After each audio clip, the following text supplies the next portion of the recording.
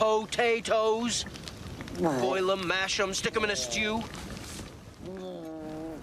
Oh, the versatile potato. If you're like me and hosting Thanksgiving dinner this weekend, you will definitely want to add today's twist on mashed potatoes to your table. Here with us, and the inspiration is Chef Paul Lillakas. Good morning. Thanks for joining us today. Hey, always a pleasure. Mashed potatoes. They're probably on everyone's Thanksgiving dinner table this weekend. Yeah. Pretty iconic, pretty common. Everybody's got their way of making them. Mine starts with, speaking of iconic, the iconic Prince Edward Island russet potato. Nice.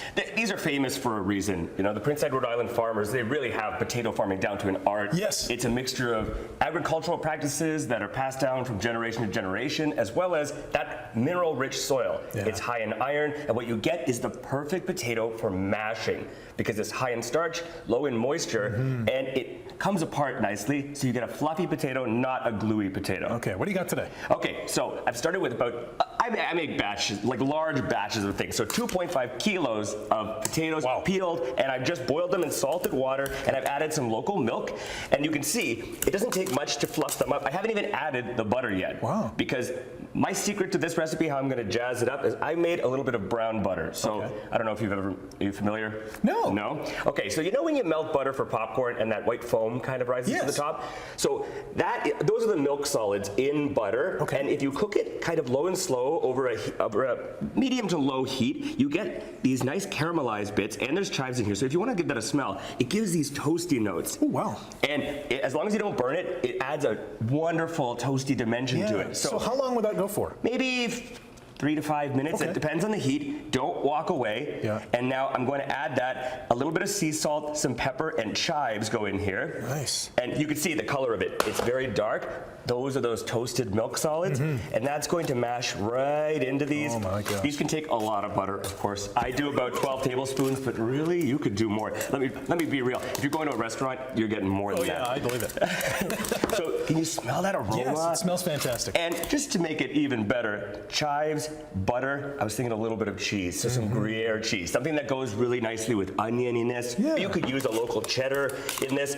You don't need it, but it's certainly going to make it better. So would you like to just dump maybe the whole thing? No, maybe a third of that. We're going to save a little for the top. Okay. Put that in there, and I'm just going to mash that in, and it's going to melt in. Yep. And it's going to give it another nice dimension, add a little bit of saltiness, add some umami, and then we're going to scrape this into our buttered dish. Okay. Maybe we could do this together. Okay, I buttered this, I'll hold it, you scrape. Yeah. I should have been the holder, to be honest. No, this is fine, don't worry. This is very much like Thanksgiving, Yeah, the whole family's helping. Give me something to do. Yeah, get over here. So why'd you choose Gruyere cheese?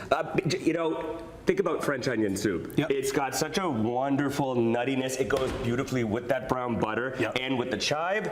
And now I'm just going to spread that out. Yeah, and this is why we saved this. A little bit of this goes right on top. Ooh. And then under the broiler. And that's just a nice finishing touch. If you want to take this along to a family party, I would do this part at the house. At the house. Yeah, maybe while the turkey is resting. And that's going to go into the oven. And it comes out nice and toasty on the top. That looks amazing. And I have prepared a little sampler there for you. You have. Give that a try. The magic of television. It's got a little more something than your average mashed potato, right? Creamy, the cheese pops, you taste the chives. Yep. That butter comes through as well. That's amazing. Yeah, and it's really not that hard to do. Like, you can make this recipe in under an hour. It travels well, and it's just a few humble ingredients.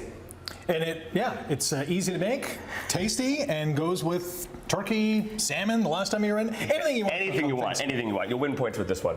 Absolutely. And if you don't want Gruyere, you mentioned some other cheeses. Yeah, you could use a local white cheddar, something with a little bit of sharpness, because you don't want to use something so mild that it gets just lost in there, because then what's the point? You may as well just add more butter. It needs to have kind of that tang to it. So a sharp cheddar, you could use a Swiss cheese, but Gruyere is amazing. Or you could even use a Gouda, something like that, if your kids are a little sensitive to that. This is a 10 out of 10. Try it on your dinner table this Thanksgiving.